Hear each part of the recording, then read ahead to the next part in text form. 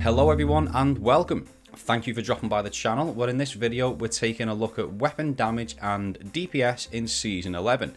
Now I did the same at the start of Season 10 and most numbers, if not all, will still stand. So I'll be taking a look at 3 new weapons introduced at the start of this season and then showing the results side by side with other weapons, as well as some discussion at the end regarding combining DPS values when using 2 weapons together. Now, the 3 new contenders I'll be testing are Falling Guillotine, aka Dart Drinker, Temptation's Hook, aka Bolt Caster, and Witherhoard, the new Season Pass exotic grenade launcher. So without wasting any more time, let's get straight into it, starting with Temptation's Hook. So this is a caster frame sword. When using light attacks, it swings at around the same speed as an adaptive frame sword, and its heavy attack fires an arc projectile, allowing you to cause damage from a considerable distance with, from what I can tell, very little to no range fall off. This particular one that I'm using is what I will consider a god roll, having the perks Whirlwind Blade, which gives a damage buff after rapid sword strikes. It stacks up to 5, with each increment providing a 6% buff, so a maximum of 30% is achievable, and will remain at that until you stop attacking or put the sword away. As well as that, it has Relentless Strikes, returning sword ammo for every 3rd light attack, Sword Master Guard, which does a few things really, but the important one is that it increases sword energy charge rate, and finally Jagged Edge, increasing damage at the cost of sword ammo. It's also masterworked, but so is every sword that I'll talk about in this test. Now, taking it to see our best friend Greg on Titan, and getting straight into the numbers. Initial damage without Whirlwind Blade starts at 11,522, and then for every strike after that there is a 6% increase before maxing out at times 5, which is, as I've already said, 30%, where damage is now 14,979, so slightly lower than most other swords. A fully charged heavy attack with Whirlwind Blade stacked at 5 is 44,940, which also isn't particularly high for a sword either. Charge time takes 3.68 seconds from the moment the ammo is used for a heavy attack to the moment where sword energy is fully charged again. And if that sounds a little high, it's only because some animation at the end of the heavy attack is included. Although it won't make a difference to any of the final numbers, it just gives me a solid starting point to begin timing from, helping me maintain consistent numbers across all swords. This means 6 light attacks are needed before sword energy is fully charged, at which point you would usually now follow up with a heavy attack, then rinse and repeat the process. Each cycle of this takes 4.1 seconds and deals 134,812 damage, bringing DPS to 32,881. Once again, a little low for a sword, but with Temptation's Hook, the heavy attack damage is the lowest of any sword I've ever tested. And that's probably intentional, as it's a range attack, so it would arguably be overpowered if it could deal the same heavy damage as other swords, but from a distance. So I thought I'd test the DPS of light attacks only, using the same footage to time the 6 light attacks needed between heavy attacks, which is 2.42 seconds, which has a damage output of 89,872, bringing DPS to 37,137. So yeah, if you want to use Temptation's Hook against bosses during damage phases, just keep slashing with light attacks and stay away from heavy attacks.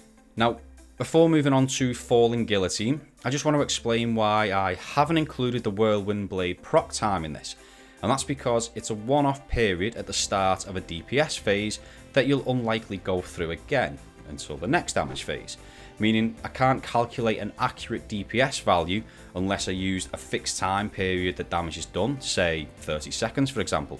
But without using that fixed endpoint, a single DPS figure can't be given, as its average value will gradually be rising the longer you attack for. Now, I do hope that makes sense. If it didn't though, I will touch on it again nearer to the end of the video.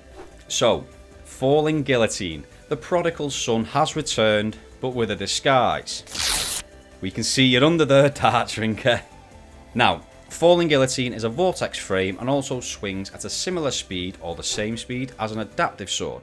Its heavy attack has your guardian gracefully spinning and limboing, if that's even a word, and to be fair, it does do a lot of damage.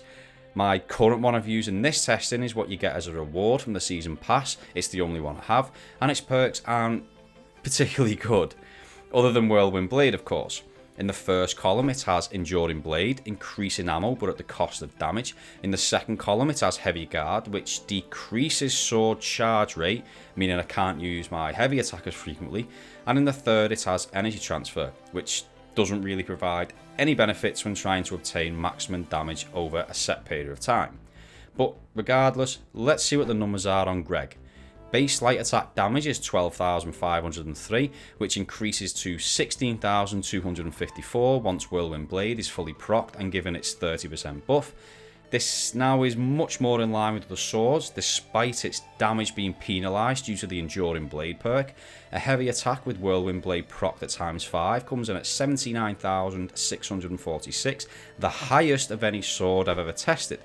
Sword charge time on this particular roll is 5.35 seconds. Again, that's from the moment the ammo for a heavy attack is consumed, and therefore includes some of the animation up to the point where sword energy is fully recharged. 9 light attacks are needed before said energy has recharged and a heavy attack can be used, with the full cycle taking 5.78 seconds, and damage dealt totaling 146,286. This brings DPS to 39,089, the highest of any sword I've tested, even with perks that are punishing to DPS. As I mentioned before, I haven't included Whirlwind Blade proc time and damage, but I will discuss this a little more further into the video.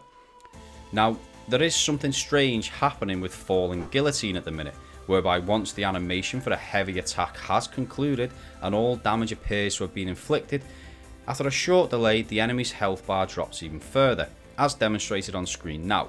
You can even use your heavy and not cause damage to an enemy, but then run up to them, and this delayed damage will still take effect. Personally, I don't think this is shown in the numbers, and therefore it isn't a delayed effect of what the game is already telling us, mainly because a measured 39 to 40,000 DPS doesn't look as good as this. So I'm going to hazard a guess it's just a bug and will likely be patched sometime soon. And now, finally, Witherhoard, a new exotic grenade launcher that sits in the primary slot. It's similar to Anarchy in that when you fire, the projectiles stick to a surface or an enemy and does damage over time. In this case, it's in the form of a taken blight. Now, you can't stack these like you can with Anarchy, although even that can only stack twice, but what you can do is fire one directly at an enemy and then one near its feet.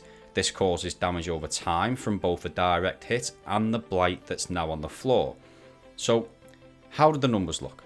Well, we're going to start with damage when you're firing directly at the target. In the case of Greg, there's an initial impact damage that came in at 734.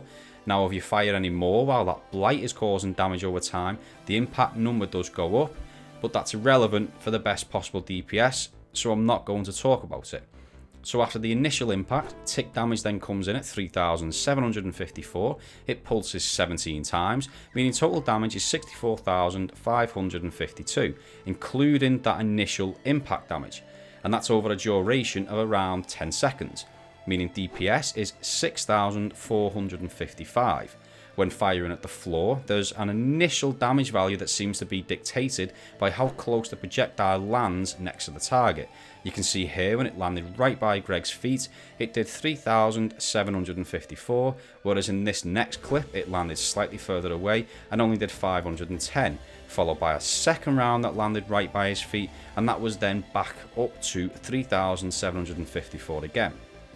This method pulses 25 times, meaning total damage is 50,679, including that first value of 3,754, and it pulses for around 7.5 seconds, bringing DPS to 6,784. So slightly higher than a direct hit. Now, just like Anarchy, this alone isn't particularly high. Even when you add the two rounds together, where combined DPS is 13,239 for a maximum of 7.5 seconds. But of course you compare it with another weapon such as Falling Guillotine. Now, I'm not actually showing that in this video. That's for another one that I'm already working on, as I don't believe it's quite as simple as adding the DPS of those two weapons together. More on that at the end. So now we'll take a look at the results of weapons from previous DPS tests and see how they compare to these three.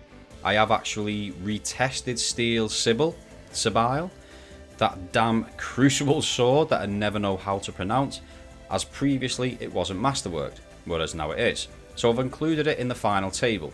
So let's take a look at everything. Now, as expected, swords have dominated this single weapon test, with Falling Guillotine coming out on top, even with the poor rolled version from the season pass. Steel Sibyl is also a very strong contender for DPS, with the roll on this particular one being Whirlwind Blade, Relentless Strike, Burst Guard, but that's not relative, and Honed Edge. Now, Honed Edge does increase sword damage, but if it was Jagged Edge, it would increase damage further at the cost of sword ammo, so that DPS figure can actually go a little higher. As I've already said, Temptation's Hook is more effective without using heavy attacks, although even if you do use them, it still beats all the other non-sword weapons tested. Of course, the main drawback with swords is actually being able to get up close and personal with a boss, as it's not always possible. And if you do, typically you're putting yourself at more risk of being killed. Interference 6 is the best of the non-sword weapons, but it has one big problem. To achieve that number, you need to be at least 45 meters away from the target to get the full 25% damage buff from full court, and of course it has clown cartridge, so that DPS figure is when 11 rounds have been returned to the magazine, and of course that's random. Also worth noting, in order to get 11 rounds in the magazine, you need to have a backup mag mod. But further details on this can be found in my insane DPS video, linked in the description down below. Beyond this point in the table though, and it's back to normal business. As you can see, Witherhoard is at the bottom, although that was expected, with it falling just short of Anarchy when either 1 round or 2 rounds are fired. So, you might be wondering why I haven't shown any values where Witherhoard has been combined with a sword, but I am saving that for its own video. It's not as simple as just adding 2 numbers together, as the start point for a damage phase, and therefore DPS, is the same regardless of the weapon you're using. So where one player immediately starts attacking with a sword, another player loses 2 to 3 seconds of sword damage in order to fire 2 rounds from Witherhoard. And when we have something like Falling Guillotine that does huge damage, that downtime can cost a lot of damage. And I want to see if the player using this 2 weapon combination can then catch up to the player using nothing but a sword, etc. So because of that, I'm going to do a separate video looking at the different ways to pair these 2 weapons, and also because there's a good chance that didn't make any sense whatsoever, so it'll give me an opportunity to go into it in more detail. A small spoiler warning though, there'll probably be a lot of numbers, tables and a few charts thrown in. And I'll obviously be taking into consideration the damage and time to proc Whirlwind Blade this time. If that sounds like something you're interested in, then maybe consider subscribing so you don't miss it. But until then, that's everything from me. I hope you enjoyed the video. Any feedback, let me know in the comments down below, and as always, thank you very much for watching, and I'll see you next time.